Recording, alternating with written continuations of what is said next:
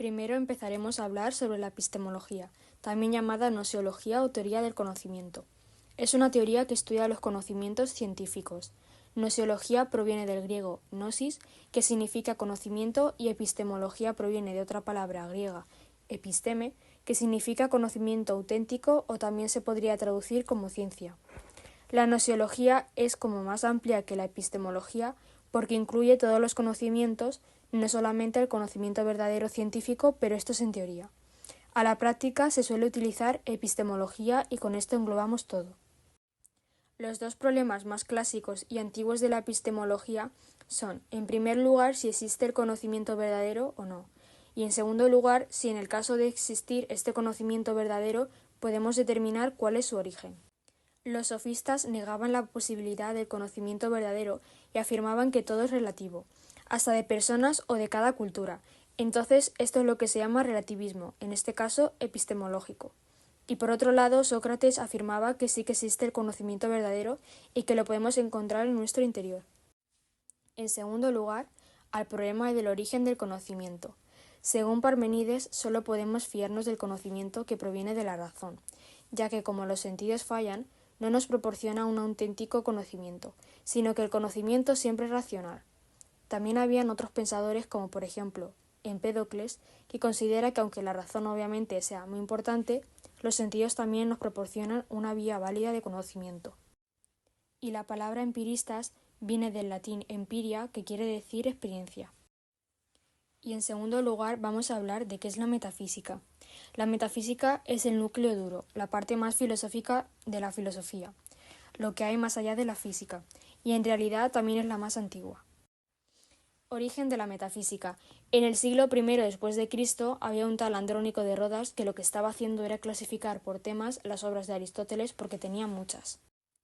Sobre la metafísica general podemos decir que es el estudio del ser, es decir, el estudio de lo que existe y en el sentido de qué significa existir o qué queremos decir cuando afirmamos que algo existe. A esta metafísica general también se le suele llamar ontología. La ontología es el estudio de los entes. Entes es aquello que existe, aquello que es real. En resumen, podríamos decir que la metafísica general u ontología es el estudio de la realidad general y de los posibles tipos de entes que existen y cómo cambian. La metafísica especial es aquella que se dedica a estudiar a ciertos entes en concreto. Episodio 17. Lógica y antropología. La lógica es el estudio del pensamiento racional humano. Su origen proviene del griego logos, que significa pensamiento racional o lenguaje. La lógica estudia las leyes básicas del razonamiento humano y qué condiciones se tienen que dar para llegar a una conclusión verdadera. La validez lógica es el origen y la base de nuestra vida y de todos los pensamientos científicos. El filósofo Platón estudiaba la silogística. Esta silogística se basaba en los silogismos, que son unidades mínimas de interferencia lógica. Un silogismo está compuesto por dos premisas y una conclusión. Aristóteles decía que cualquier argumento racional se puede descomponer en silogismos y también defendía que la lógica es una herramienta básica útil para cualquier ciencia. Pero también podemos descubrir que no todos los argumentos se pueden reducir en silogismos y que una conclusión derivada de una cierta premisa no puede ser verdadera si esta premisa es falsa. La antropología es la reflexión filosófica sobre qué es el ser humano. Su origen proviene del griego anthropos, que significa ser humano, y la antropología está dividida en antropología científica y filosófica. De la antropología se pueden sacar dos maneras de pensar. El dualismo antropológico, que defiende que el ser humano está dividido en cuerpo y alma, y el monismo antropológico, que cree que el ser humano tiene una única naturaleza, que es la material. Episodio 18. La ética y la política. Es una de las ramas de la filosofía que estudia la moral.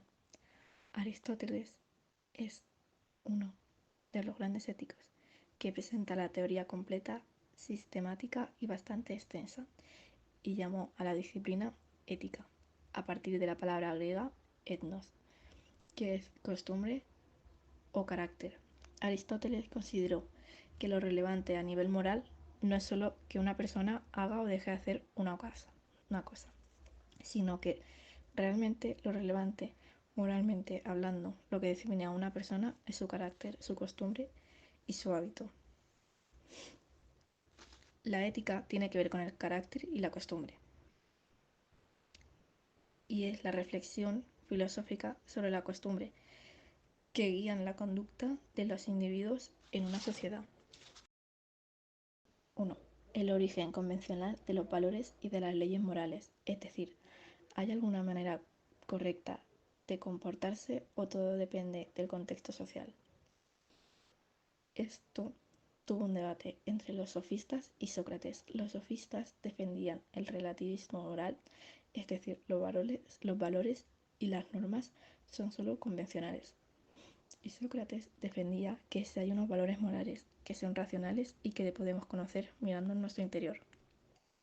Este debate se extendió a lo largo de la historia de la filosofía y que actualmente es un debate más vivo, ya que se ha mezclado con el hecho de la globalización cultural y de las sociedades intercomunicadas a nivel que tenemos hoy en día. 2. ¿En qué consiste la vida buena en un ser humano? La vida buena es la felicidad. Para Aristóteles y otros filósofos es el fin último de la vida y por tanto, como la ética es una guía práctica para vivir, la ética debería de ser una guía práctica para conseguir ser feliz. Para Aristóteles, la felicidad se consigue mediante el cultivo de la moderación y de la prudencia tanto en el pensamiento como en la acción. Para los cínicos era lo contrario. La felicidad es la desvergüenza y el exceso. La vida buena tiene que ver con la libertad y con la independencia. Kant pensaba que toda la tradición ética parte de un error que es un error propio de Aristóteles, que es el que considera que el objetivo de la ética es conseguir la felicidad. Para Kant, una cosa es ser buena persona y otra es una persona feliz. La ética tiene que ver con el incumplimiento del deber, que es lo que nos hace buena persona, no con el conseguir la felicidad, que es lo que nos haría persona feliz. Kant abre una vía nueva, que es el deontologismo, la ética del deber. 3 disciplinas. La ética normativa, que trata de decirnos o ayudarnos a cómo tenemos que actuar para ser personas felices o unas personas. La ética aplicada, que consiste en la aplicación de todos estos principios, estrategias y análisis de los problemas éticos concretos, como por ejemplo la eutanasia, abortos o trato hacia los animales. Y la metaética, que es una disciplina más técnica y es la parte de la ética que se pregunta por el origen del lenguaje moral, tanto de los términos morales y también del análisis lógico de los juicios morales. Política. La palabra política viene de la palabra griega polis, ciudad y estado. Aristóteles definía al ser humano como animal político, en el sentido que somos animales sociales que convivimos con otros de nuestra misma especie. Sabemos hablar de filosofía política para diferenciarlo de la política aplicada, que es la que hace los que nos gobiernan, y también de la ciencia política. Platón planteó una estrategia que consistía en un utopía político, es decir, planteó una organización política ideal a la cual deberían parecerse los sistemas políticos reales. Su principal rector es una sociedad justa, una sociedad perfecta. Algunos problemas políticos eran la legitimidad del poder y de la obtención debida al poder político y la ley, es decir, en qué se basa el reconocimiento de los ciudadanos a las leyes y a los gobernantes, qué es lo que nos obliga a obedecerlos y hasta qué punto. Este debate se transformó en el debate entre contractualismo social, que se basa en la idea de que hubo un hipotético contrato social o pacto social, en base al cual se instituyó la sociedad civil con Estado, y sería la vigencia de ese contrato social lo que nos obliga a aceptar la legitimidad del poder político. Y por tanto, tenemos que reconocer la autoridad. Uno de los autores fueron Thomas Hobbes, John Locke o Rousseau, o ya en el siglo XX John Rawls, han defendido diferentes modalidades de ese pacto, en los cuales hay distintas cosas que se pactan y distintos alcances de la legitimidad y de la necesidad de la obediencia.